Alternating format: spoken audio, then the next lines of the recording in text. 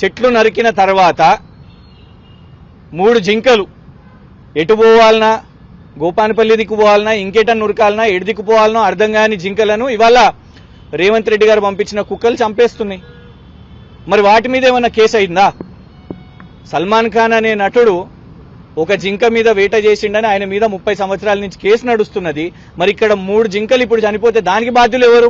దాని మీద విచారణ జరగాలి కదా. జింకల ఫోటోలు పెడితేనే, జింకలు చనిపోతున్నాయని ఫోటోలు పెడితేనే కేసులు అయితే మరి జింకలు ఎవరి కారణం వల్ల చనిపోతున్నాయి? మేమన్నాం జింకలు ఉన్నాయని, మమ్మల్ని కాదండి, సుప్రీంకోర్టు గారు పంపించిన, సుప్రీంకోర్టు జడ్జి గారు పంపించిన హైకోర్టు రిజిస్ట్రారే చెప్పారు, లిఖిత పూర్వకంగా చెప్పారు. జింకలు చూసినాము, నెమళ్ళు చూసినాము, 100 ఎకరాలు నరికేసిన చెట్లను కూడా చూసినామని.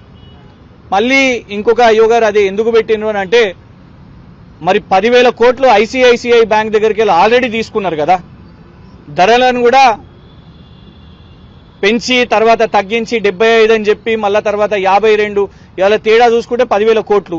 దీని గురించి చర్చిస్తలేరు.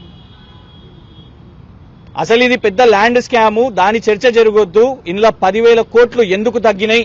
ఆల్రెడీ ఐసిఐసిఐ బ్యాంక్ దగ్గర ఒక అడవిని ఇవాళ సుప్రీంకోర్టు కేసు దేని మీద పెట్టింది? పేరు కంచగచ్చిబౌలి ఫారెస్ట్, దాని పేరు మీద ఇవాళ కేసు నడుస్తున్నది.